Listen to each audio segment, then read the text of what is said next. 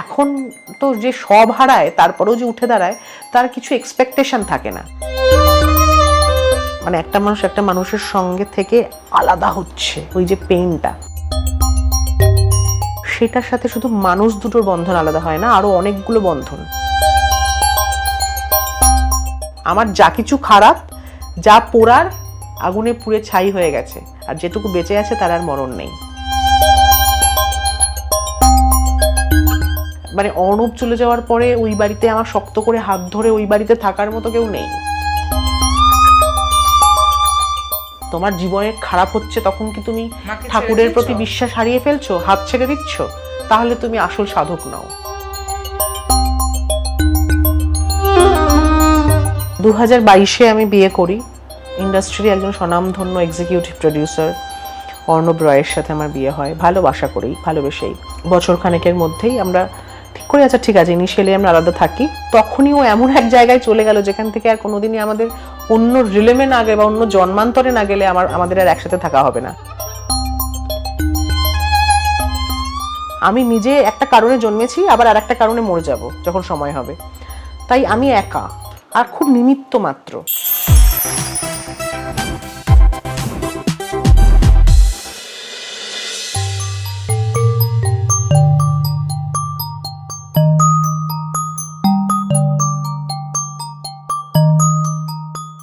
এমন একজন অভিনেত্রীর বাড়ির সামনে আছি যার অভিনয় আপনাকে মুগ্ধ করেছে ঠিকই, কিন্তু তার থেকেও বেশি আপনাকে অনুপ্রাণিত করেছে তার কথা। যখন তিনি তার জীবনের নানা অধ্যায়ের কথা তুলে ধরেছেন, সেটা ইন্টারভিউতে হোক বা এমনি কোনো কথোপকথনে হোক, যখন আপনি জানতে পেরেছেন নানা বাধা বিপত্তি প্রতিকূলতার পরে তিনি কিভাবে এগিয়ে যাওয়ার চেষ্টা করেছেন, এগিয়ে যাচ্ছেন তার নিজের লক্ষ্যে।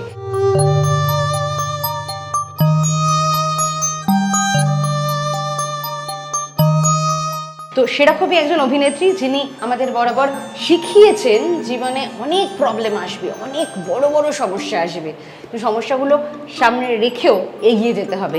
তো তারই কথা আরও একবার শুনবো। তবে আজকে বাড়িতে একটা বিশাল বড় যজ্ঞ ছিল তার, তাই ওই ব্যস্ততার মধ্যেই কতখানি ঘর ঘুরে দেখানো যায় সেটা জানার চেষ্টা করব, কিন্তু এখনই না দিয়ে বরং কলিং বেলটাই দিই, বুঝলেন?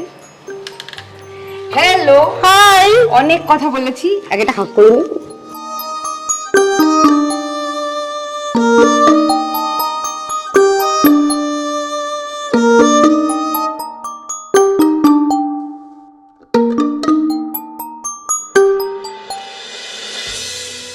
কেমন আছো? খুব ভালো আছি। আচ্ছা, আপনি please please welcome home, please please please please. আমরা লাস্ট টাইম এসেছিলাম যখন, তখন তোমার বাড়িতে সবে গৃহপ্রবেশ চলছিল, কতটা সাজিয়ে গুছিয়ে উঠিয়েছো সেটা জানবো। আগে ঠাকুর ঘরটার দিকে শুরু করি। ঠাকুর ঘরটার সামনে এর আগের বার বসেছিলাম আমরা। এটা আমার পাওয়ার হাউস। এটা মানে এটাকে আমি মানে ঠাকুর ঘর বলি না, আমি বলি আমার বন্ধু, আমার কমিউনিকেটর, আমার ইন্সপিরেশন এবং সর্বোপরি আমার পাওয়ার হাউস। মানে আমি যখন কাজ করতে করতে ভীষণ ফ্রাস্ট্রেটেড হয়ে যাই, আমার যখন খুব ডিপ্রেশন, মানুষ তো এই সমস্তগুলো অধ্যায়ের মধ্যে দিয়ে আমাদের যেতে হয়, বা বুঝতে পারছি মেন্টাল টক্সিসিটি চলছে, কোথাও একটা কিছু খচখচ করছে, কাউকে একটা কিছু বলা হলো না, বলতে হতো, ইস কি হলো কি হলো কি হলো, তখন এসে এখানে বসি।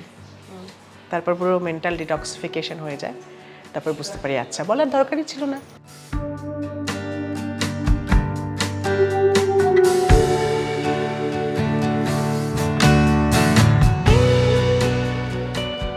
তোমার সাথে কথা বলতে বলতে আমরা লাইফের একটা বললাম না, একটা অন্য রাস্তায় খুঁজে চলে যাই। তুমি বললে মেন্টাল ডিটক্সিফিকেশনটা তোমার হয়, কিন্তু যে মানুষগুলোর জন্য তোমার এই সাফারিংটা হয় তাদের তো ছেড়ে ফেলা সম্ভব হয় না। দরকারও তো নেই, তারা আমাদের জীবনে এক একটা লেসন। বরং আমি অনেক বেশি বলবো যে তারা আমার জীবনে ছিল বলে আমি ব্লেসড, থ্যাঙ্কস টু দেম, যে তারা ওই সাফারিংসটার মধ্যে দিয়ে আমাকে নিয়ে যায় বলেই আমার জীবনের ওই সাফারিংসটাকে ওভারকাম করার ইন্সপিরেশনটা তৈরি হয়, আমি আরও বেশি শক্তিশালী হই।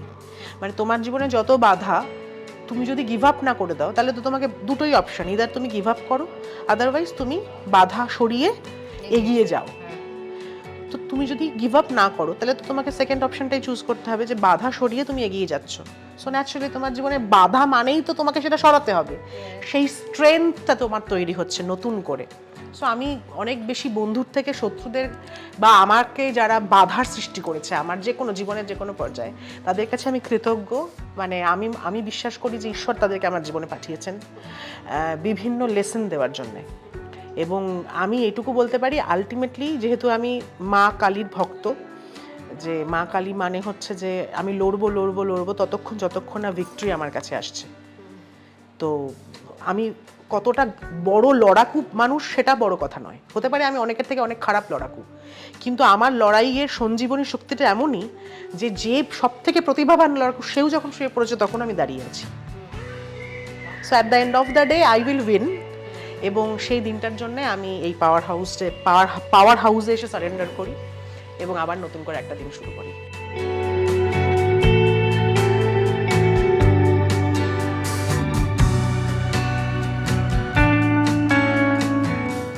আগে আমি ভাবতাম যে যবে থেকে জন্ম হয়েছে তবে থেকেই আমি, এখন আমি প্রত্যেকটা দিনের আমি। যেদিন শুরু হয়, এই যে আজকে 2nd of March, আজকের দিনে 2nd of March-এর আমি, আজকের দিনটা আমি কতটা সাকসেসফুলি লিড করলাম, বাট দ্যাটস ইট। কতটা ভালো থাকলাম, কতটা খারাপ থাকলাম, দিনের শেষে হিসেব করে ঘুমিয়ে পড়বো। কালকে আবার 3rd March, কারণ এই 3rd March 2025 এটা তো আর আসবে না, এটা তো চলে গেল। ফলে এইটা আমার জীবন।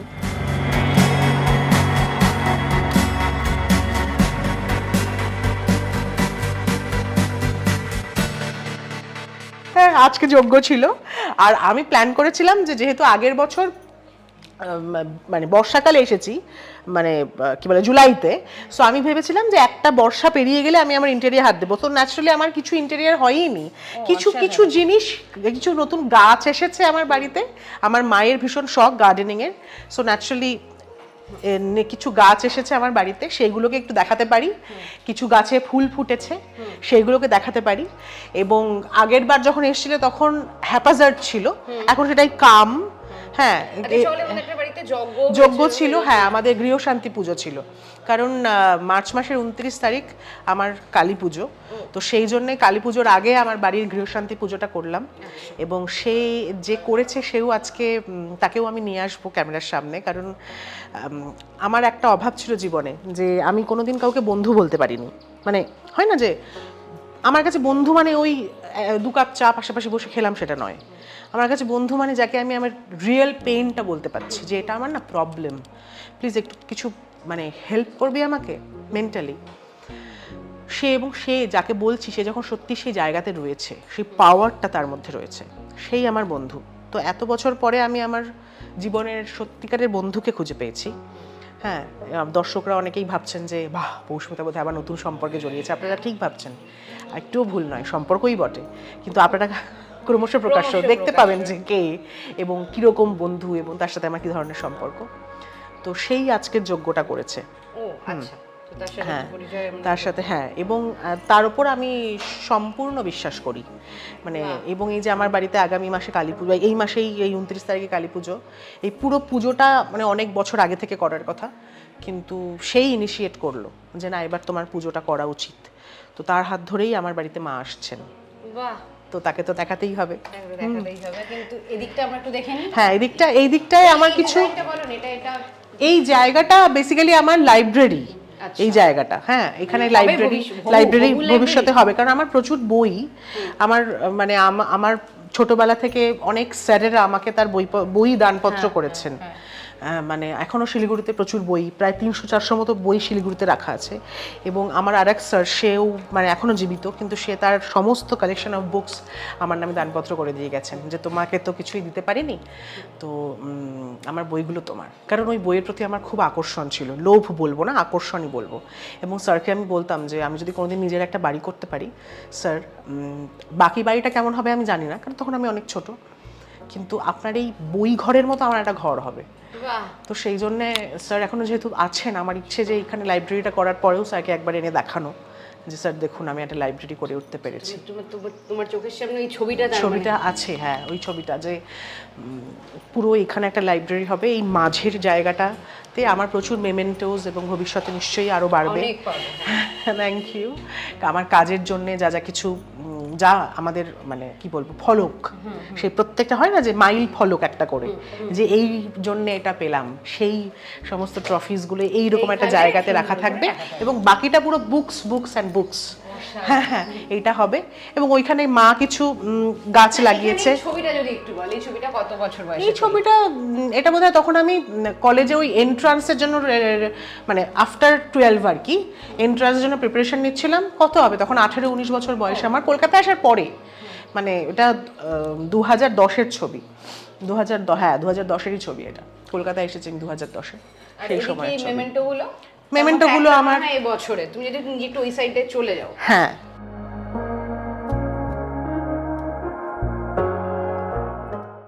এটা তো এই বছরের, এটা এবছর সোনার সংসার অ্যাওয়ার্ড পেয়েছি আমি, সেরা মা, প্রিয় মায়ের জন্য সোনার সংসার অ্যাওয়ার্ড পেয়েছি। তো এটা এ বছরের অ্যাওয়ার্ড।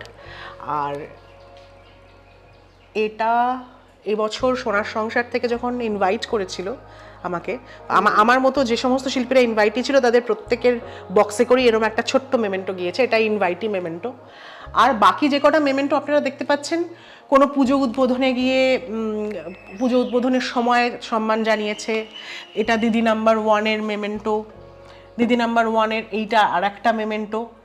হ্যাঁ, এইটা এই মেমেন্টোটা ন্যাশনাল লিডারশিপের জন্য পেয়েছিলাম, ওমেন লিডারশিপ অ্যাওয়ার্ড পেয়েছিলাম পৌষ্মিতা গোস্বামী অনেক বছর আগে। তখন সাজিয়ে গুছিয়ে রাখাটা কি তোমারই? না গো, আমি ভেরি অনেস্ট এ ব্যাপারে, কারণ এই ক্ষেত্রে সমস্ত কন্ট্রিবিউশন আমার মায়ের। মানে সাজিয়ে গুছিয়ে রাখার, আমি যে খুব সাজিয়ে গুছিয়ে রাখার মানুষ সেরকমও নয়।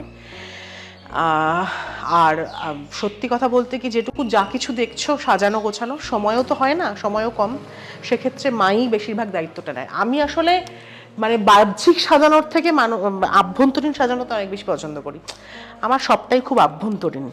মানে আমি মানুষটা বাইরে যতটা অগোছালো, আমার সেই অর্থে ধরো পথে চলার পথের যেরকম বন্ধু, প্রফেশনাল বন্ধু, তারা বলে যে তুই ভেতর থেকে অনেক বেশি কম্পোস্ট, মানে ভেতরটা তোর অনেক বেশি সাজানো। সেটা কি প্রথম থেকেই নাকি লাইফ তোমাকে সেটা করে দিয়েছে? মানে তোমার মা বাবার সঙ্গে কথা বলে? আমি অগোছালো কোনো, মানে ভেতর থেকে ঘাঁটা যেটাকে বলে সেই অর্থে, সেরকম আমি কোনোদিনই ছিলাম না। কিন্তু অবশ্যই যেটুকু ইম্যাচিউরিটি ছিল, এখনো যে কাজ করতে গেলে ভুল করব না সেটা নয়, কিন্তু নতুন নতুন ভুল তো মানুষের জীবনে আসবেই, কিন্তু পুরনো ভুলগুলো আর রিপিট হবে না, সেইটুকু ম্যাচিউরিটি এখন চলে এসছে। যে যা কিছু পুরনো ভুল, সেটার থেকে আমার রিয়েলাইজেশন হয়েছে, এবং সেই ভুল এবং তার আশেপাশে ওই আগাছা মতো আরও যা যা যা ভুল, সেই ভুলগুলো আর that will not repeat again.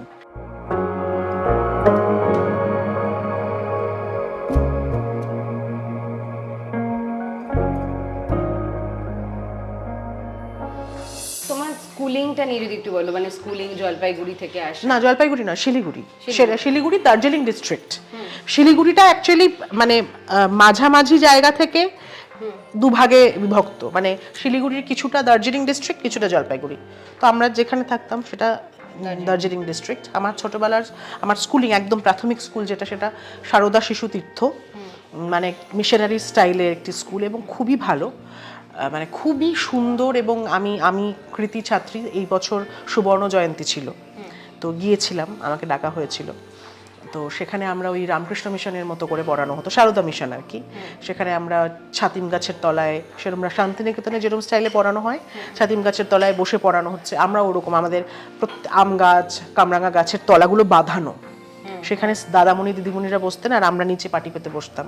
এরকমভাবে ছোটোবেলার স্কুল, ক্লাস 4 পর্যন্ত। তারপরে Siliguri girls high school, Siliguri girls Bengali medium, কিন্তু শিলিগুড়ির one of the finest girls school এবং টপ মোস্ট আর কি, মানে মেধারা ওখানে পড়াশোনা করে তখন অবধি, কারণ তখন অবধি ওটা এন্ট্রান্স ছিল। তো সেটা, তারপরে আফটার এইচএস আমার এখানে আসা, এখানে এসে তারপর ক্যালকাটা ইউনিভার্সিটি কলেজ, এবং তারপর ইউনিভার্সিটি ইংলিশ অনার্স, এবং তারপরে মাস কম জার্নালিজম নিয়ে মাস্টার্স, এবং তারপরে এখন জীবনের সঙ্গে মাস্টার্স, এবং তারপরে এখন জীবনের সঙ্গে মাস্টার কতটা করেছি আমি জানি না, করার চেষ্টা করছি। মানে ব্যাপারটা হচ্ছে দেখো আমার এখন যা বয়স, আমি তো 60 বছর বয়সের মাস্টারি করতে পারবো না। আমার এখন যা বয়স সেই বয়স অনুযায়ী mastering the art of living. Yes, art of লিভিংটা আমি এখন মোটামুটি চেষ্টা করছি শেখার। হ্যাঁ, ওই ফুলগুলো দেখেছো, এইগুলো মায়ের খুব প্রিয় ফুল, আমি দেখাতে চাই। মানে এইগুলো কি যেন নাম মা? পিটুনিয়া। পিটুনিয়া খুব কমন, কিন্তু মানে মায়ের ভীষণ প্রিয়। 3টে গাঁদা গাছ কেনা হয়েছিল, একটা স্টোরি আছে, ঠিক আছে? এই 3টে না, 2টো গাঁদা গাছ কেনা হয়েছিল। একটা গাছের ছোট বীজ থেকে, একটা গাছের ছোট বীজ মা পুঁতে দিয়েছিল, সেটা থেকে আরেকটা গাছ হয়ে এটা ডগা পুঁতে দিয়ে সেটা থেকে আরেকটা গাছ হয়েছে, এবং সেই গাছে সবার আগে ফুল ফুটেছে। আর যে 2টো মাস্টার গাছ সেগুলোতে এখনো ফুল হয়নি। এটা এইবার এই বাচ্চা গাছটা আমাদের অনেক বেশি আদরের, ভালোবাসার, কারণ ও ফুল দিয়েছে। চলো এসো, ফুলো ফালো আচ্ছা রাহো, বিন্দাস রাহো। আচ্ছা, এই সেটআপটা মনে হয় তুমি এটা মনে হয় গতবার আমরা দেখি। এটা গতবার দেখা হয়নি না, এটা একটা এখানে মানে একটা বসে, এখনো তো যেহেতু সোফা টোফা কিছু করা হয়নি, সেজন্য বাবা একটা জাজিম কিনে নিয়ে এসেছে, সেখানে বসে আমরা টিভি দেখি। এবং এই সেটআপটা এখানে কিছু জামা কাপড় রাখা আছে, মানে ওয়ার্ড্রবস, আর এখানে টিভি, এবং এখানে কিছু শোপিস। এটা আমাদের আগের বাড়ির, নতুন করে করা হয়নি কিছুই। আর এইটা দিদি নাম্বার 1 থেকে পেয়েছিলাম। আচ্ছা, এটা দিদি নাম্বার 1 থেকে পেয়েছিলাম। এবছর সরস্বতী পুজোয় একটা সরস্বতী পুজো উদ্বোধন করতে গিয়েছিলাম, সেখান থেকে এটা পেয়েছি। মহাশ্বেতা সম্মান। গাছগাছালি তোমার বাড়ির সর্বত্র মোটামুটি হ্যাঁ, আছে। মা ভালোবাসে যে, মা প্রচন্ড ভালোবাসে গাছ, মায়ের ওইটা করেই সময় কাটে। আর তুমি জীবনকে গাছ মনে করো, সযত্নে লালন পালন করি। এই ঘরটা, হ্যাঁ এখানে কথা, এখানে ছোট্ট করে দেখে নি, এই ঘরটা আমার ওয়ার্ক স্পেস, আমার কাজ, মানে কিছু বই রয়েছে, কিছু বই রয়েছে, যদিও সেটা আমার যা কালেকশন অফ বুকস তার সিকি ভাগের 1 ভাগও নয়। হ্যাঁ, কিছু বই রাখা রয়েছে এখানে। সাদাত হোসেন আমার খুব পছন্দের একজন লেখক, কিছু কবিতার বই। ক্লিকে একটা ওয়েব সিরিজ করেছিলাম, সেখান থেকে এই সম্মানটা পেয়েছিলাম পার্টিসিপেশনের জন্য। আর এই আমার সেটআপ সিস্টেম, কিছু বই, এটা মাঝে মাঝে আমি, আচ্ছা এখানে আমার গান ভীষণ পছন্দের। এটা মানে নিশ্চয়ই অনেকেই জানেন না, আমার গান, আমি গাইতে পারি না, আমি আবৃত্তি করতে পারি, কিন্তু আমার গান ভীষণ পছন্দের। সেজন্য বাড়িতে থাকলে বেশিরভাগ সময় আমি গান শুনি। তো এটাও দিদি নাম্বার 1 থেকেই পেয়েছিলাম। তো সেখানে আমি গান শুনি, গান শুনতে শুনতে আমার বেশিরভাগ সময়টা কাটে বাড়িতে থাকলে। বাড়িতে থাকা হয় খুব কম সময়, বাড়িতে থাকলে এটা হয়। আমার বাড়ির মাস্টার বেডরুম, সেটার সাথে, সেই রুমটার সাথে আগে ইন্ট্রোডিউস করাই, তারপরে এই রুমের ভেতরে সবথেকে স্পেশাল কি আছে, সারপ্রাইজ, সেটা এই যে আমার একটা ছোট্ট ফটো ফ্রেম, সেখানে আমার কোলাজ, আমার পুরো একদম ছোটবেলা, আমার বাবার সাথে আমি, আমার বাবা মা আমি, আর ওইদিকে ওপরে দুটোই আমি, আর এইখানে যারা আছে মুখগুলো দেখা যাচ্ছে না, এটা আমার সেকেন্ড ফ্যামিলি, আমার সেকেন্ড হোম। এইখানে যে 2জন মানুষ রয়েছে তাদেরকেও আমি মা বাবা বলেই ডাকতাম, যে আমার জেঠু বাবা আর মা, এবং দাদা ভাই দিদি ভাই, এবং সামনে ছোট্টটা আমি। এটা আমার ছোটবেলা, অনেক বছর আগের। আচ্ছা, এটা আমার খুব সিম্পল একটা সেটআপ। আমাদের মতো অভিনেত্রীদের আরো অনেক বড় সেটআপ থাকে। আমি যেহেতু নিজে মানুষটা খুব বেশি আর্টিফিশিয়ালিটিতে পছন্দ করি না, ইউজুয়ালি আমি খুব একটা মেকআপ করিও না, মানে যতক্ষণ না অবধি আমাকে প্রফেশনালি মেকআপ করতে হচ্ছে তার আগে অবধি। সো খুব সিম্পল, আমি মানুষটা যেরকম খুব সিম্পল, সেরকমই কিছু সেটআপ রয়েছে। বেসিক স্কিন কেয়ার কিছু রয়েছে, সেগুলো আর বের করছি না এখন, এখানেই থাক। হ্যাঁ, আর এইটা একটা খুব সিম্পল সেটআপ। আর এইগুলো লোকে দেখে ভাববে আমি খুব টেডি ওরিয়েন্টেড মানুষ, নয় একদম, এগুলো আমারই, কিন্তু এগুলো খুব সুন্দর করে সাজানো রয়েছে। এখন আমার থেকে আমার মা মাসিদের এটা খুব পছন্দের। আমার মাসি এসে ভীষণ এগুলো নিয়ে ভীষণ চটকায় খেলা করে, ব্যস্ত থাকে। আমার মায়ের খুব পছন্দের, আর আমার ভালো মানুষ ভীষণ পছন্দের। আচ্ছা, সেই ভালো মানুষ যে তোমাকে চেঞ্জ করেছে, বা তাকে ইয়ে করা, নিয়ে আসার পর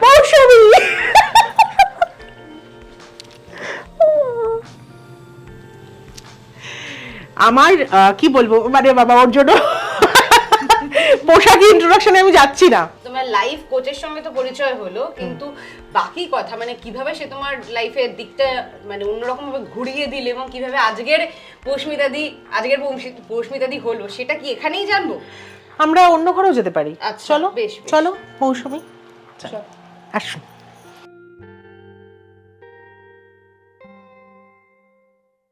তো তোমার জীবনে কিভাবে মৌসুমীদিকে পাওয়া এবং কিভাবে এসেছিল, তুমি যদি নিজেই বলো, অনেকবার তুমি এটা নিয়ে কথা বলেছো। আমি নামটা বলতেই চাই, অরিজিৎ।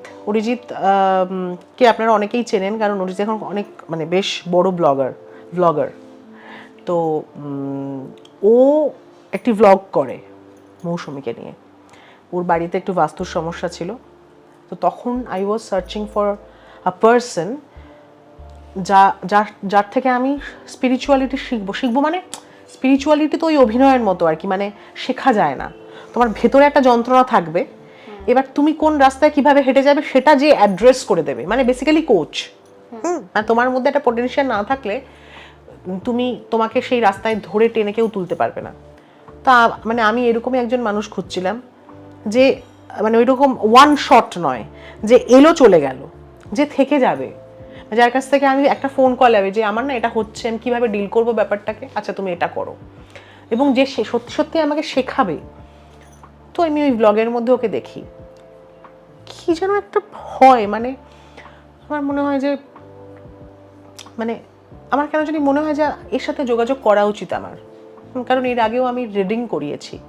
ও স্পেশালি মানে অনেক কিছু করে, প্রাণিক হিলিং, কিন্তু যেটা স্পেশালি করে সেটা হচ্ছে ট্যারট কার্ড রিডিং।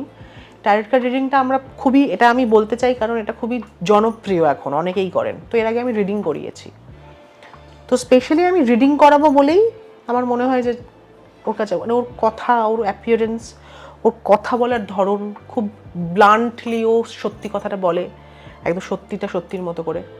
তাতে আমার মনে হলো যে না, এই মানুষটা তো সৎ, অ্যাপারেন্টলি দেখে মনে হলো। তারপরে আমি ওকে ফোন করি যে আমি আপনার সাথে যোগাযোগ করতে চাই এরম। তারপরে ও আমাকে অ্যাড্রেস পাঠায়, ওর বাড়ি সোদপুর, চেম্বারও সোদপুর। তো আমি যাই, আমি আর বাবা। সেই প্রথম প্রায় আমাদের আলাপ, প্রায় হ্যাঁ না বেশি, প্রায় আমাদের বোধহয় আমি বোধহয় জুন মাসে গিয়েছিলাম। মানে লাস্ট জুলাই যখন তোমার বাড়িতে এসেছিলাম তখন কি তার আগে, বাড়ি চেঞ্জের আগে, হ্যাঁ মানে ওই জন্য বলছি জুন মাসে, জুন মাসে না, এখনো তো জুলাই হয়নি, ওই মানে ধরো 10 মাস মতো আর কি ওর সাথে আমার আলাপ। কিন্তু 10 মাস মনে হয় না, কারণ এত চেঞ্জ, মানে এর আগের ইন্টারভিউগুলোতেও আমি আমার জীবন নিয়ে অনেক কিছু বলেছি, কিন্তু সেখানেও আমার একটা রেস্টলেসনেস ছিল, রাইট। এখন সেটা নেই, এখন আমি জানি যে how to deal with life. কোনো একটা কাজ হলো না, আচ্ছা ঠিক আছে হলো না, নিশ্চয়ই এর থেকে বেটার কিছু আসবে, এই যে ভাবতে পারাটা, সেটা আমি যার কাছ থেকে শিখেছি সেটা হচ্ছে ও। আমি মৌসুমীদের কাছে আসবো। মৌসুমীদি এর আগে বিভিন্ন ইন্টারভিউতে তোমার লাইফের যে ডার্কেস্ট ফেজটা, যেই সময় মানে সবটা ছন্নছাড়া হয়ে গেছিল, সেটা নিয়ে কথা বলেছো। যদি আজকে নতুন এপিসোড ধরি, যারা জানে না তাদের যদি একটু একটা ধারণা দাও যে কি হয়েছিল, মানে এত অল্প বয়স তোমার, সেখান থেকে দাঁড়িয়ে তুমি যা ফেস করেছো, যেভাবে তুমি জীবনকে চিনেছো, মানুষকে চিনেছো, কাছের মানুষকে চিনেছো, সেটা যদি একটু বলো। মানে 2022-এ আমি বিয়ে করি, ইন্ডাস্ট্রির একজন স্বনামধন্য এক্সিকিউটিভ প্রডিউসার অর্ণব রয়ের সাথে আমার বিয়ে হয়, ভালোবাসা করি, ভালোবেসেই। I was in love with Arnab. I was in love বলাটা ভুল হবে, I am in love with Arnab. এখনও আমি ততটাই ভালোবাসি এবং সম্মান করি। কিন্তু তারপরে যে কোনো কারণেই আমাদের একটা মেন্টাল সেপারেশন হয়, বছর খানেকের মধ্যেই আমরা ঠিক করি আচ্ছা ঠিক আছে ইনিশিয়ালি আমরা আলাদা থাকি, তারপরে আবার কখনো একসাথে থাকা যাবে। কিন্তু সমস্যাটা হলো যে তারপরে ওই একসাথে থাকার সময়টাই যখন টার্ন আউট করবে, তখনই ও এমন এক জায়গায় চলে গেল যেখান থেকে আর কোনোদিনই আমাদের অন্য রিলেমে না গেলে বা অন্য জন্মান্তরে না গেলে আমাদের আর একসাথে থাকা হবে না। মানে ও আমাদের সবাইকে ছেড়েই এখন এগিয়ে গেছে। 1 বছর হলো আমি নিজের হাতেই ওর কাজ করলাম। 10th of January 2024 he passed away. এবং এই বছর 2025 10th of January আমি ওর বাৎসরিক কাজ করলাম। তো আমার জীবনের কালো অধ্যায় বলবো এটা, একটা মানে ডার্কেস্ট মানসিকভাবে।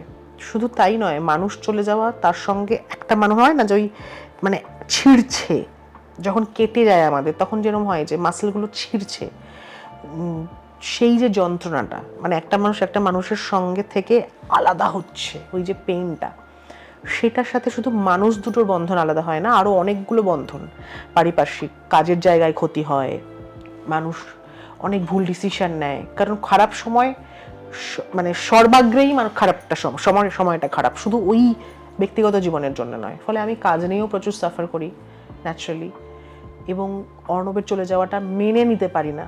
আমার বাড়ির লোক খুব সাফার করে, আমার আশপাশটা পুরো অন্যরকম হয়ে যায়।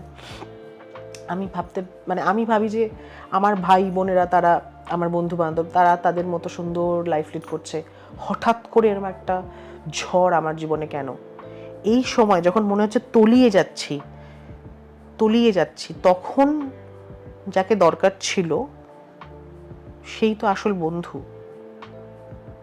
তো যাকে দরকার ছিল অ্যাকচুয়ালি আমার জীবনে, মানে ওর আশার ছিল। আমি শুনেছি মা কালী আসেন ট্রান্সফরমেশনের মধ্যে দিয়ে। তো আমি বিশ্বাস করি মৌসুমী আমার জীবনে মা কালীর শক্তি, দি স্ট্রংগেস্ট পাওয়ার, মানে মাস্কিউলিন পাওয়ার, আমার মেন্টাল মাস্কিউলিন পাওয়ার বলে যদি কিছু থাকে, এবং সেটাকে যদি আপনারা ফিজিক্যাল ফরম্যাটে দেখতে চান, তাহলে she is the one. Poushmita দি, যেই সময় আমরা খুব রেস্টলেস থাকি, যখন আমাদের লাইফটা খুব ঘেঁটে যায়, প্রথম সঠিক মানুষটাকে কার কাছে পৌঁছানোর আগে, তার আগে আমরা অনেক ভুল ডিসিশন নিই, অনেক ভুল মানুষকে আমরা আঁকড়ে ধরি, এবং সেটা আরো বেশি লন্ডভন্ড করে দেয়।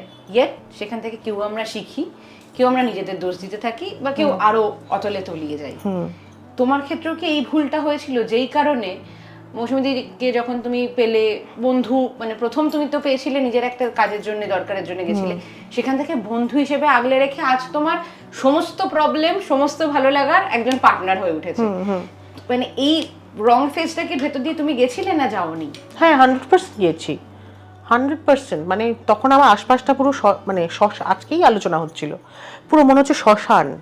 মানে যেখানেই যাচ্ছি সেখানে শুধু মানে ছাই চাপা আগুন। শ্মশানটা আমাদের ভিতরেই থাকে।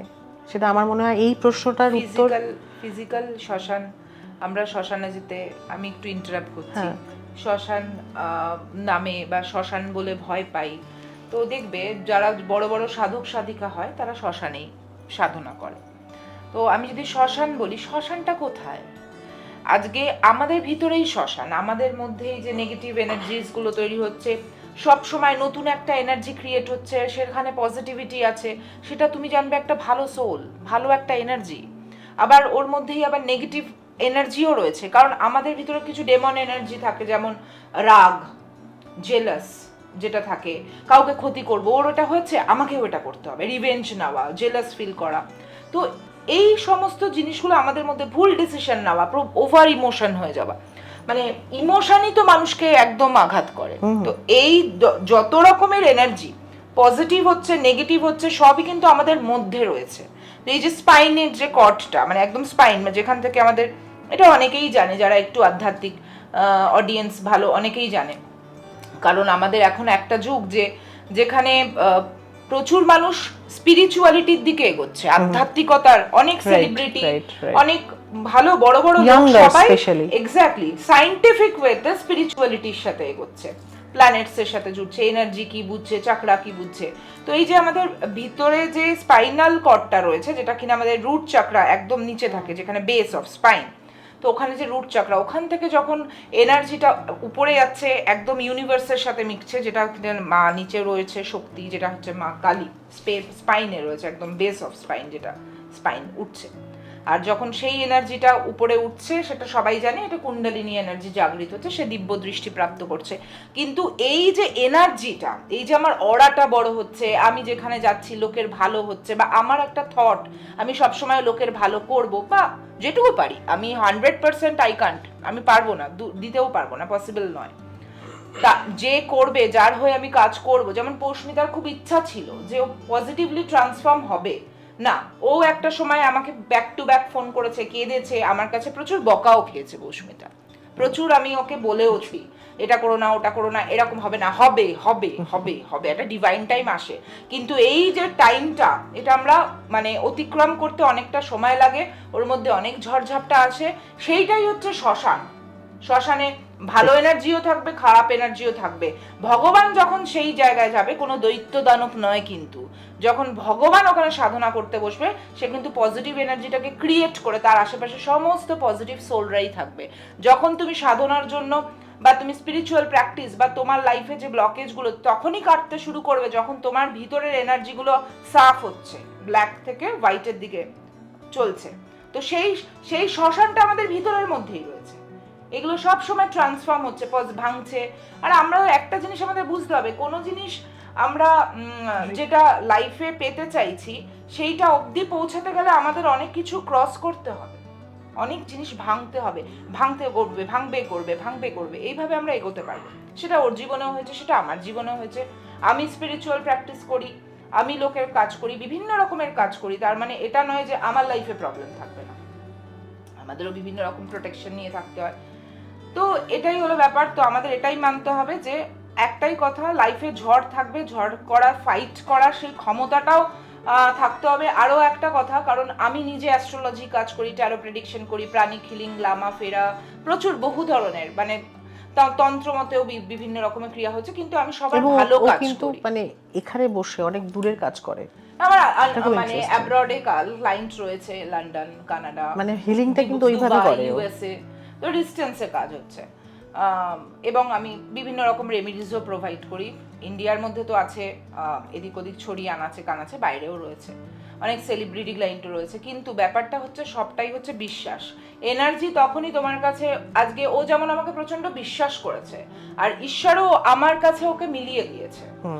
আজকে তুমি আমার কাছে এসছো, আজকে ঈশ্বর চেয়েছে যে তুমি মৌসুমীর কাছে যাবে, তুমি একটা সময় অনেকটা ভুল জায়গা মানে দেখেছো, কারণ আমাদের প্রফেশনটা না, আমি অন ক্যামেরা বলছি, এতটাই ভালো প্রফেশনটাকে লোকে খারাপ করে দিচ্ছে।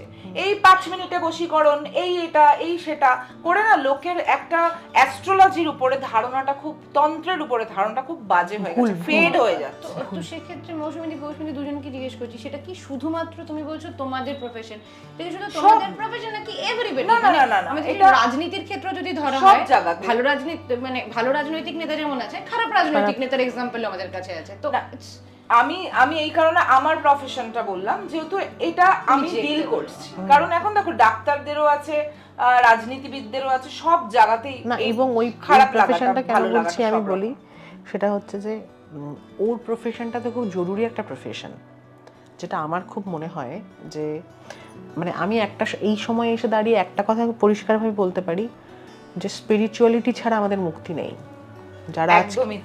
যারা আজকে বলে, আমি এটা অন ক্যামেরা বলছি, হয়তো অনেকেই বলবেন যে পৌষ্মিতা এটা কি বলছে, কারণ ভবিষ্যতে এই নিয়ে আমাদের প্রচুর কাজ আসবে, আমরা অনেক কিছু করতে চলেছি, সেটা আসবে ক্রমশ প্রকাশ্য।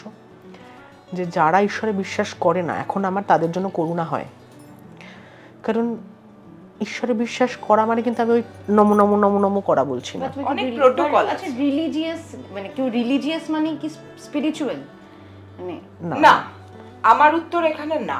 রিজন হচ্ছে you have to follow some protocol, তোমাকে ফলো করতে হবে, মানে আমাদের সবাইকে ফলো করতে হবে। তুমি ঠাকুর মালা 108টা রুদ্রাক্ষের মালা বীজ নিয়ে বসে পড়লে, মন্ত্র জপ করছো, এই যে এখন লোকে যে কুম্ভ যাচ্ছে, আমাকে একটা প্রশ্নের উত্তর দাও তো, 144 বছর পরে এই যে কুম্ভর যে এই যে সবাই পুণ্য স্নানে করতে গেছে, করুক, সবাই করুক, কিন্তু ধরো তার মধ্যে কিছু নেগেটিভ পার্সনও গেছে, রাইট? তো এই নেগেটিভ পার্সনগুলো ওখানে গিয়ে হয়তো লোকের ক্ষতি করছে বা বিভিন্ন রকম কাজ করছে, সে গিয়ে ওই কুম্ভর জলে ডুব দিচ্ছে, যাচ্ছে সঙ্গমে, ওখানে যাচ্ছে, গিয়ে স্নান করছে, তাতে সে কি পুণ্য অর্জন করতে পারছে? কি করে, মানে সেটার এক্সাম্পলই তো আছে যে কুম্ভ থেকে স্নান করার পরেই আমরা দেখতে পাচ্ছি যে ইন্ডিয়ান রেল ভাঙছে, তাহলে এটা কি কর্ম হলো, কি করে পুণ্য হলো? আমি একটু না অন্যভাবে স্পিরিচুয়ালিটিটাকে দেখি।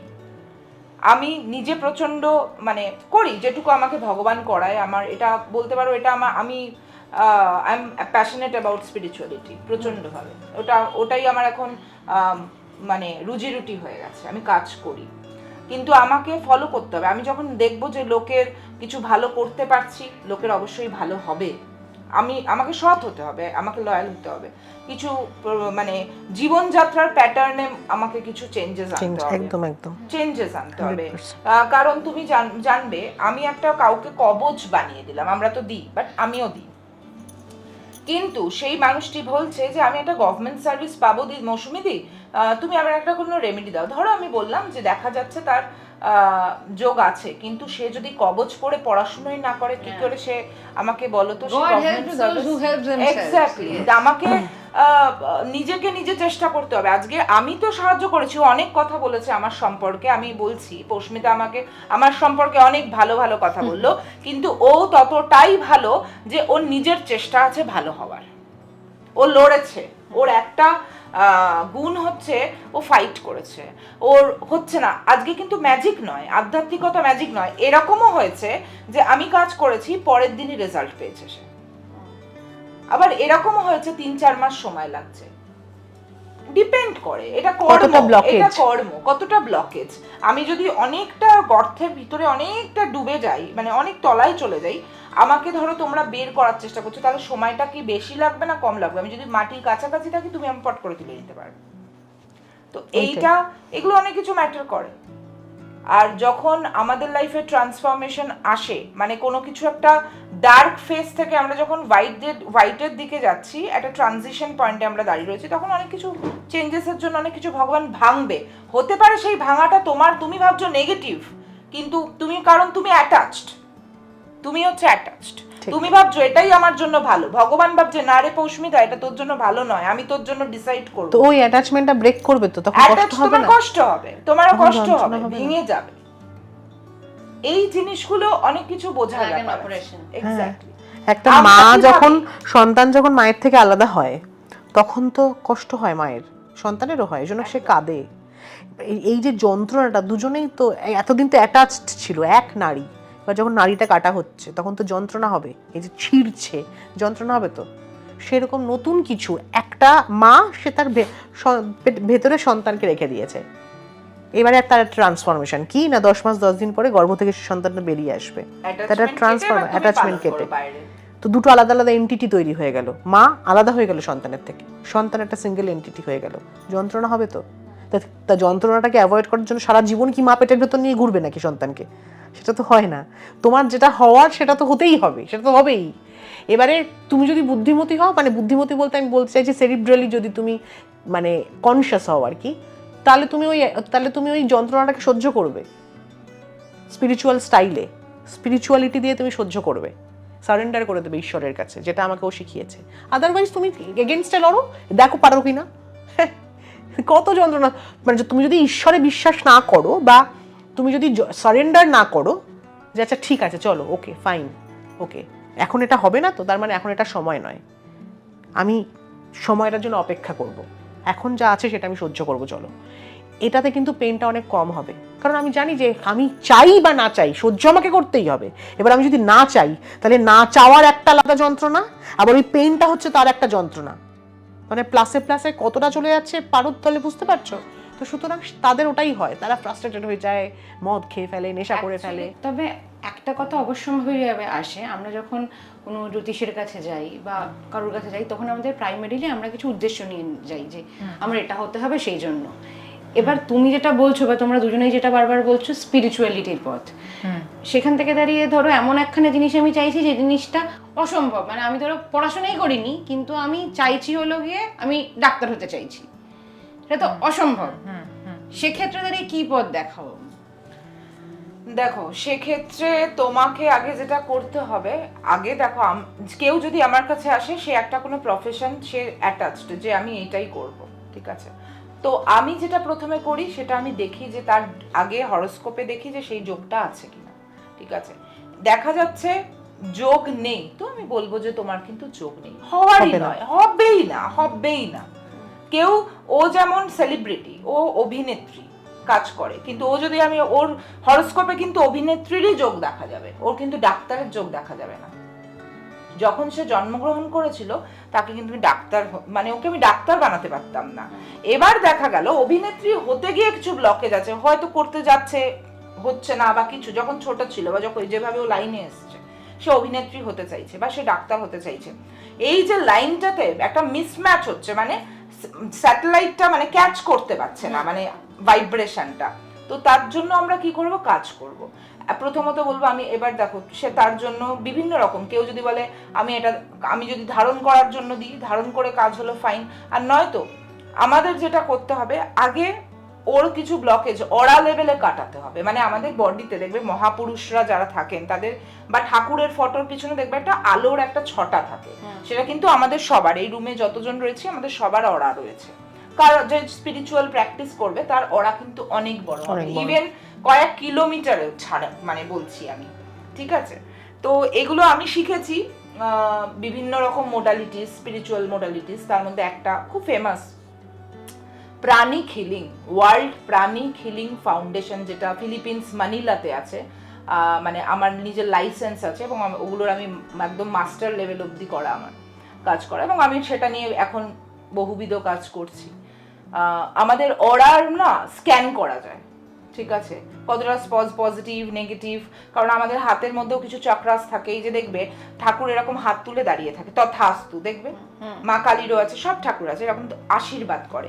এইখান থেকে না একটা এনার্জি বেরোয়, এটা আমাদের হ্যান্ড মাইন্ড চক্রাস। আমি যখন কাউকে হিলিং করছি, রেকি বলো, প্রাণিক হিলিং বলো, বা লামা ফেরা বলো, অনেক কিছু এক একটা মডালিটিসে এক এক রকম, তো আমি কিন্তু হাত দিয়েই করছি, কারণ আমার হাতে তখন অলরেডি একটা হিউজ এনার্জি চলে এসছে। কোথা থেকে আসছে? ক্রাউন থেকে। তো এগুলো শিখতে হবে, আমাদের নিজে প্র্যাকটিস করতে হবে। আমি এবার ধরো কেউ প্র্যাকটিস করতে পারবে না, তাকে কি করতে হবে? সাইকোলজিটাকে তার চেঞ্জ করতে হবে, সাইকোলজির ওপর কাজ করতে হবে, যে আমি কি করব কি করব না। সবাই যে এটা শিখবে তার তো কোনো মানে নেই, সবার ইন্টারেস্ট থাকবে সেটাও কোনো মানে নেই। তো আমাকে কিছু জিনিস চেঞ্জ করতে হবে, জীবনের ধারা চেঞ্জ করতে হবে, কি ধরুন আমার লাইফস্টাইল কিরকম সেটা চেঞ্জ করতে হবে ফার্স্ট, এবং কিছু মেডিটেশন করা, প্রাণায়াম করা, যোগা অভ্যাস করা, যেটা বলা হয় ফ্রি হ্যান্ড এক্সারসাইজ বাড়িতে করলে আমাদের বডির যে মেজর পার্টস, মানে মেজর চক্রাসগুলো থাকে, সেই চক্রগুলোর ব্লক হয়ে থাকে। সেই যেমন গাড়ির 4টে চাকা থাকে, 4 হুইলারে, 2 হুইলারে 2টো চাকা থাকছে, এই চাকাগুলো যদি পাঞ্চার হয় আমার গাড়ি চলবে না। আমরা খুব ভালো, এবং আমাদের বডির মধ্যেও কিন্তু চাকরা থাকে। সবাই দেখো, তোমরা বিভিন্ন জায়গায় সার্চ করো, গুগলে বলো, ইউটিউবে, দেখবে যে ফটো আছে, এই যে চাকরাগুলো সত্যি সত্যিই আছে, কিন্তু তোমরা দেখতে পাবে না। ডাক্তারের কাছে ধরো কোনো অর্গানে কারোর কিডনির প্রবলেম হয়েছে বা কারো ক্যান্সার হয়েছে, ওই যে ক্যান্সার, কিডনির প্রবলেম, লোকে আগেই ভাবে বাবা কেউ মনে টুকটাক করেছে, বাবা প্ল্যানেটের কিছু প্রবলেম হয়েছে, কিন্তু এটা কিন্তু চাকরা থেকেই হচ্ছে। তুমি ডিজিজটা জমাচ্ছ, বডির উপরে জমাচ্ছ, অরাতে জমতে থাকছে। তারপরে তো আছেই তোমার স্মোকিং করা, ফুড হ্যাবিটস আছে, অ্যালকোহলিক ব্যাপার রয়েছে, তো এগুলোও একটা ডিপেন্ড করে, এগুলোও একটা নেগেটিভ এনার্জি ক্যারি করছে। তো এইগুলোকে কি করে আমরা রিলিজ করব, সেটা আমাদের একটা বেসিক লেভেলে যদি আমরা সবাই আজকালকার দিনে জেনে রাখি, তাহলে দেখবে আমাদের ঘরে রোগ ব্যাধিও থাকবে না, আমাদের মানে যে টাকা পয়সার কিছু সমস্যা সেটাও থাকবে না।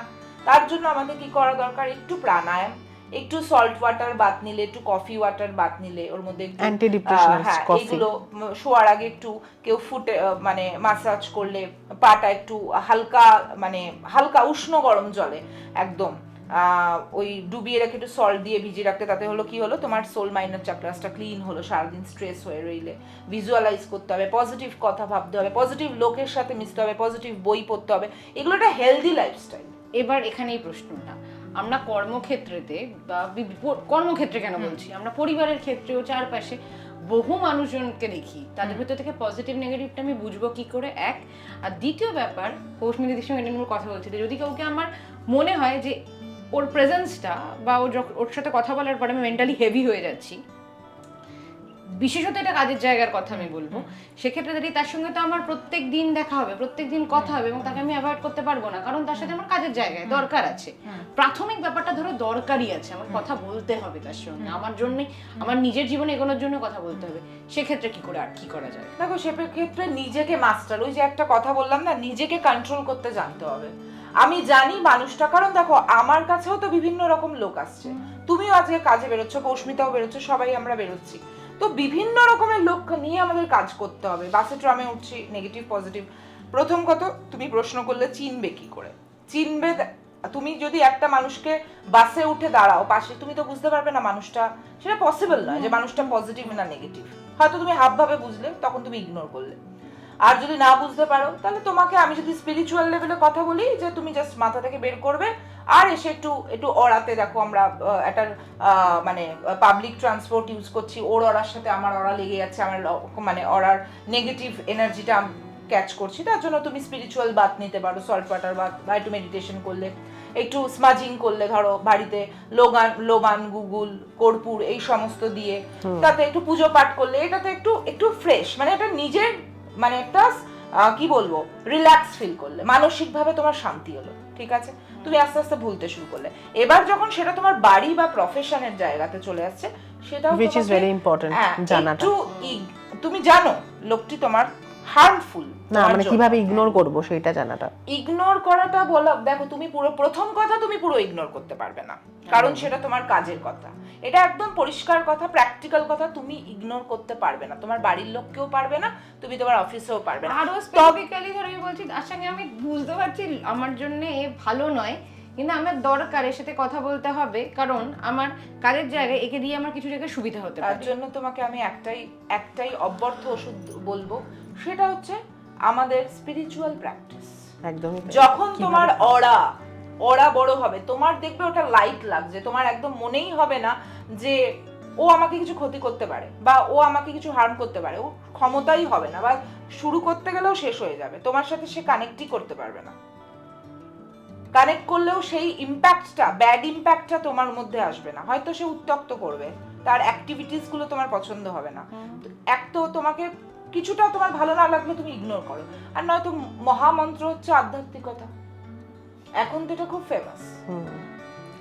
আর একটা জিনিস হতে পারে যেটা আমি করি, মানে ধরো কখনো কখনো এরকম হয় যে হয়তো কাজের জায়গায় উল্টো দিকের একজন কেউ সিনিয়র, হয়তো সে হয়তো ভাবছে যে এই মেয়েটি আমাকে ছাপিয়ে যাচ্ছে, হয়তো কম্পিটিশন চলে আসছে কোথাও একটা মেন্টালি, তো সে শট খারাপ করার চেষ্টা করে, বা হয়তো একটা কম্পিটিশন দিয়ে দেয়, বা হয়তো ঠিক আমার শটের আগে প্রচুর কথা বলছে, ডিস্ট্র্যাক্ট করার চেষ্টা করছে। এগুলো ফেস করেছো তুমি? হ্যাঁ, মানে আমিও তো আরো সিনিয়রদের সাথে কাজ করেছি, তো সেইখানে দাঁড়িয়ে অবশ্যই কম বেশি ফেস আমরা সবাই করি, কিন্তু আমরা কিভাবে ট্যাকেল করি তার উপর ডিপেন্ড করে কনসিকুয়েন্সেসটা। আমি কি করি, প্রথমে শেষটা ভেবে নিই যে এই যে যেটা করছে তাতে আমার শটটা খারাপ করবে, ও আমাকে একঘরে করে দেবে, আমার কাজটা করতে ভালো লাগবে না, আমি একটা সময় এনওসি দেওয়ার কথা ভাববো, এই 4টে অপশনের একটাও আমি করব না। এই যে 4টে কনসিকুয়েন্সেস ও আমাকে দেওয়ার চেষ্টা করছে, এই একটাও নট অ্যাপ্লিকেবল ফর মি, যে এটা ভেবে নিলাম, ওই লোকটা আমার কাছে লাইট লাগতে শুরু করলো, কর না, কত করবি,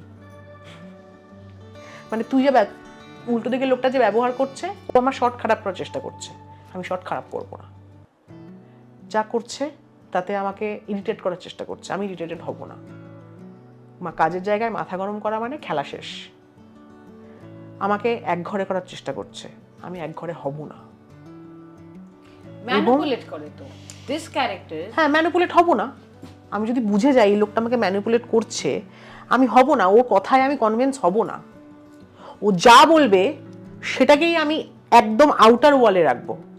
তুমি ম্যানিপুলেটেড হলে না, হোয়াট অ্যাবাউট আদার পিপল যাদের কেউ ম্যানিপুলেটটা করছে? সেটাই তো মৌসুমী এতক্ষণ ধরে বলছে, এই যে how to study human beings, how to study aura, how to study an aura, সেটা জানার জন্যই স্পিরিচুয়াল। আমি আজকে এই জায়গায় পৌঁছেছি, একটা সময় আমারও এই বিচার ক্ষমতা ছিল না, আমিও গড্ডালেখা প্রভায় গা ভাসিয়েছি, কম বেশি ভুল করেছি, তারপরে বুঝতে পেরেছি এই বাবা এ তো আমার ক্ষতি করে দিল, এখন কেউ চাইলে আমার ক্ষতি করে দেখাক দেখি,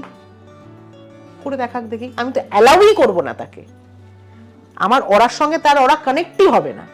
এখনো তো সেই মানুষগুলোর সাথে কাজ করি, মানে আমি বলছি যে যদি তুমি সেই অর্থে বলো মানে প্রভোগ করছে বা সমস্যা হয়ে যেতে পারে এরকম জায়গা তৈরি এখনো হয়, কিন্তু এখন কানেক্ট হয় না, চেষ্টা করে, বুঝতে পারে যে যতবার ফিড দিচ্ছে আমার দিক থেকে কিছু রিপ্লাই পাচ্ছে না, ফিডটা আমি অবধি আসছেই না, এত দূর এসে রিফ্লেক্ট করে যাচ্ছে, ও ডাবল বাউন্স করছে, ও যে লাইট আপ করছে ও আমাকে ট্রিগার করতে পারছে না, আমার ওই পয়েন্টটা তো অফ করে দিয়েছি, আমি যেই পয়েন্টটাতে ট্রিগারটা করা যায় ওই পয়েন্টটাই আমি অফ করে রেখেছি, সেটা স্পিরিচুয়াল প্র্যাকটিস, সেটা তো ওই একটাই পথ, you have to be calm and you have to say Hare Krishna, জয় মা, সেটার পরে আর কিছু নেই, এটাই স্পিরিচুয়াল প্র্যাকটিস। এই যে শক্তিটা, এটাই এতক্ষণ ধরে আমরা বলার চেষ্টা করছি, এত কথার সারাংশ একটাই যে আধ্যাত্মিক আধ্যাত্মিকতা, সেটা কিন্তু ওই নম নম নম নম নম নম নম নম নয়। আধ্যাত্মিকতা মানে কিন্তু এটা নয়, কেউ কিন্তু আমার ড্রেস কোড দেখে কেউ বলবে না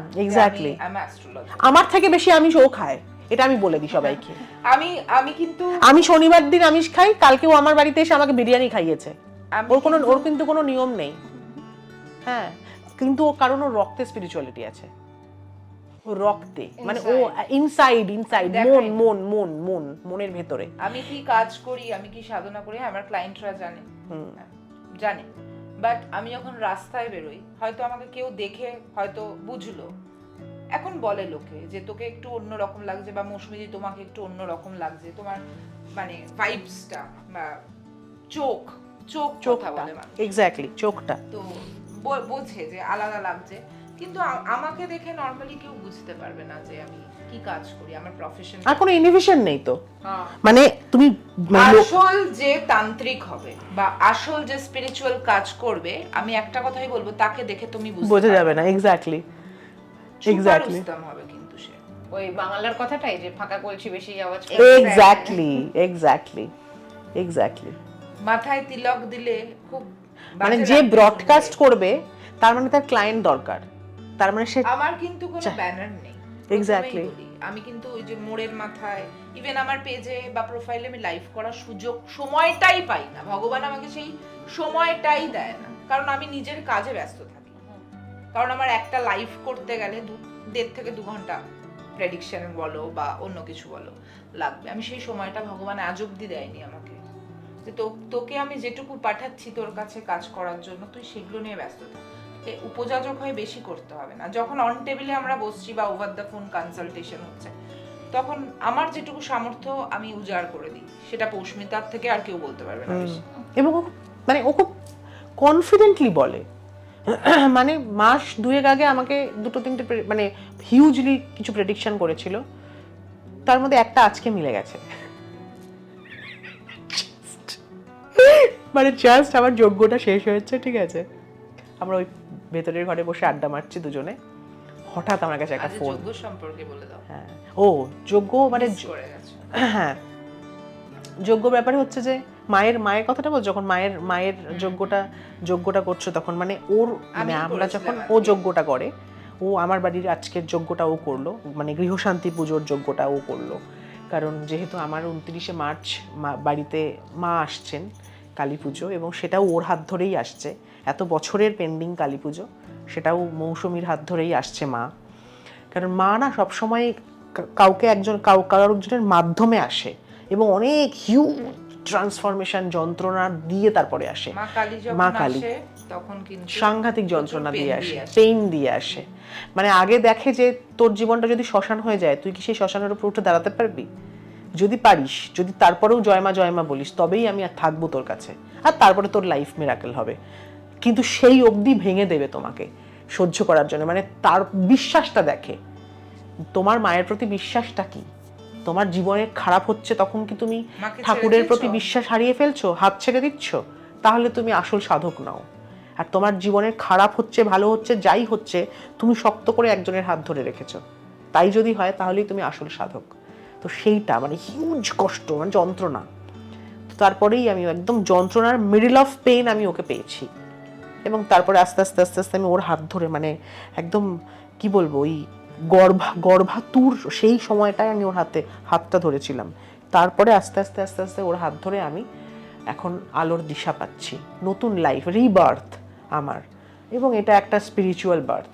পুষ্পিতা, অন্য একটা প্রসঙ্গে আসি। আমরা একদম অন্য একটা ধারায় চলে গেছিলাম, হোম ট্যুরে ছিলাম সেখান থেকে। যে সময় অর্ণবদার ব্যাপারটা হয়, তারপরে দাঁড়িয়ে তোমার পরিবার তোমার পাশে দাঁড়ায়, কিন্তু একটা মহিলার ক্ষেত্রে একটা মেজর প্রশ্ন চলে আসে তার শ্বশুরবাড়ির দিক থেকে। তুমি চারপাশের মানুষগুলোর থেকে কি রকম সাহায্য পেয়েছিলে বা কতখানি তারা তোমার পাশে দাঁড়িয়েছিল? না, শ্বশুরবাড়ির দিক থেকে আসলে অ্যাকচুয়ালি আমার শ্বশুরবাড়িতে তো মানে অর্ণবের দাদা, তো দাদা ছাড়া, দাদাও তো মানসিকভাবে, আমি মানে অর্ণব চলে যাওয়ার পরে তার বাড়িতে গিয়েই 2বার কাজ করে আসি। মানে মায়ের, অর্ণব চলে যাওয়ার পরে শ্রাদ্ধটা যেটা, সেটাও আমি ওর বাড়িতে গিয়ে করি। এবং তারপরে আমার এই বাড়িতে গৃহপ্রবেশ ছিল ঢোকার, তো তার আগে যে কাজটা করতে হয়, মায়ের বাৎসরিক কাজ এবং ওর 5 মাসের কাজ, সেটাও আমি ওর বাড়িতে গিয়ে করি। কিন্তু সমস্যাটা হচ্ছে ওর বাড়িতে তো কেউ নেই, ওর বাড়িতে তো মা তার আগে চলে যায় এবং দাদা। তো ঘটনাচক্রে দাদারও সাইকোলজিক্যালি একটু সমস্যা ছিল। তো দাদাকে এই মুহূর্তে মানে একটি মানসিক হাসপাতালে দেওয়া হয়েছে দাদাকে, আর পাশের ঘরে থাকে কাকু কাকিমা। সো আমার সেইভাবে শ্বশুরবাড়িতে গিয়ে থাকার বা সময় কাটানোর তো কোনো জায়গা নেই, সেখানে আমি পুরো একা। হ্যাঁ, মানে সেখানে তো প্রথমত ওই বাড়িটার একটা অড়াটার একটা সমস্যা আছে, বাস্তুর একটা সমস্যা আছে, আর একা গিয়ে আমি থাকতে পারতাম না ওখানে, আমাকে মা বাবার সঙ্গেই থাকতে হতো। ফলে ওই দিক থেকে আমার সাপোর্ট, মানে অর্ণব চলে যাওয়ার পরে ওই বাড়িতে আমার শক্ত করে হাত ধরে ওই বাড়িতে থাকার মতো কেউ নেই, সেজন্য আমি এই বাড়িতেই থেকেছি। তো তো এরপরে মোটামুটি জীবনটা কিভাবে তুমি দেখতে পাচ্ছ পৌষ্মিতাদির জন্য, আর পৌষ্মিতাদি তুমি নিজেই বা কিভাবে সাজাচ্ছ অভিনয়, তার পাশাপাশি তোমার না, আমি সাজাচ্ছি না, ঈশ্বর সাজাচ্ছেন, আমি সাজাচ্ছি না। মৌসুমী জানে, মৌসুমী মাঝে মাঝে কিছুদিন অন্তর অন্তর রিড করে, বলে যে আচ্ছা সামনে এটা আছে, ওটা আছে, সেটা আছে, আর আমি শুধু অ্যাকর্ডিং টু মাই স্কোপ আমি রিয়াক্ট করে যাই। আমি now I am reacting my life, I am not acting. মানে যেটা আসছে সেটাকে কতটা বেস্ট ওয়েতে রিয়াক্ট করা যায় আমি সেটাই চেষ্টা করছি। যে অপশনটা আসছে সেটাকে আমি অ্যাকসেপ্ট করছি, যে অপশনটা চলে যাচ্ছে তাকে ফাইন থ্যাংক ইউ বলছি। মানে সবটাই আমার কাছে ওয়েলকাম, খারাপ ভালো সব। কারণ আমার তো দেওয়ালে পিঠ থেকে গেছিলো, সেই জায়গা থেকে আমি ঘুরে দাঁড়িয়েছি। এখন তো যে সব হারায় তারপরেও যে উঠে দাঁড়ায়, তার কিছু এক্সপেকটেশন থাকে না, তাই না? তার লাইফ ম্যানিফেস্টেশন হয়ে গেছে। আমি জানি যে আমি মানে ভালো থাকবো, আমার যা কিছু খারাপ, যা পোড়ার আগুনে পুড়ে ছাই হয়ে গেছে, আর যেটুকু বেঁচে আছে তার আর মরণ নেই, সেটা তো অবিনশ্বর। বেশ অনেকটা আমরা গভীর আজকে মানে ডিপ কনভারসেশনের মধ্যে আজকে ছিলাম, কিন্তু এই পুরো আলোচনাটা লাস্টে তো পুরো বাড়ি ঘোরানোর পর যে জায়গাতে আমরা উপনীত হলাম, সেখানে অনেকেই মৌসুমীদের কন্ট্যাক্টটা জানতে চাইবে, কিভাবে যোগাযোগ করা যায়, যদি একটু তোমরা একটু যদি অল্প ব্রিফও দেওয়া সম্ভব হয়। অনেকেই হয়তো অবাক হচ্ছেন, আমি যে কারণে শ্রীদমাকে এটা বলেছিলাম যে আমি এমন একজনের সাথে আজকে আমি ইন্ট্রোডিউস করাতে চাই, কারণ আমি তো কোনো ভ্লগ করি না, আর কখনোই আমাকে কারোর প্রমোশন করতে দেখা যায়নি। সেই জন্যেই এটা আপনারা অনেকেই হয়তো ভাবছেন যে এটা প্রমোশন, আমি আপনাদের ভুলটা ভাঙিয়ে দিই। মানে আমি তো কোনোদিনই আমার বাড়ির কাউকে সেভাবে ইন্ট্রোডিউস করিনি। মৌসুমী কিন্তু আমার, হতে পারে ওর একটা এরকম প্রফেশন আছে, কিন্তু আমি ওকে ইন্ট্রোডিউস করতে চেয়েছি এই কারণে যে আপনাদের যদি আমাকে ভালো লেগে থাকে, তাহলে আমার এই ঘুরে দাঁড়ানোর পেছনে যিনি আছেন আমি তাকেই সামনে আনতে চেয়েছিলাম। বাই দা বাই, সে এমন একটি প্রফেশনের যেখানে স্পিরিচুয়ালিটি কানেক্টেড। তো আপনাদের যদি কখনো মনে হয় যে আপনাদের নিজের জীবনে এই ধরনের কাজের জন্য দরকার, বা আপনারাও গাইড খুঁজছেন, লাইফ কোচ খুঁজছেন, শিখতে চাইছেন, ভালোবাসতে চাইছেন স্পিরিচুয়ালিটিকে, কিছু একটা খুঁজছেন, জীবন যন্ত্রণা হচ্ছে কিন্তু খুঁজে পাচ্ছেন না, তাহলে আমার মনে হয় একবার মৌসুমীর সাথে যোগাযোগ করতে পারেন। সেটা পুরোপুরি আপনাদের ওপর, এখানে জোরের কিছু নেই। আর যদি কেউ যোগাযোগ করতে চায়, তুমি তোমার কন্ট্যাক্টটা দিয়ে দাও। 8617745116, এটাতে হোয়াটসঅ্যাপ অ্যান্ড কল আছে। আর আমার নিজস্ব ওয়েবসাইটও আছে, ওখানেও চেক করতে পারবে। আর যারা হোয়াটসঅ্যাপ করবে অটোমেটিক্যালি তাদের কাছে ওয়েবসাইট, পেজ সব চলে যাবে। টলিউডের latest update, gossip and entertainment পেতে সাবস্ক্রাইব করুন শুধুমাত্র সিটি সিনেমা, আর ফলো করুন সিটি সিনেমার Instagram, Facebook, Twitter and ShareChat page.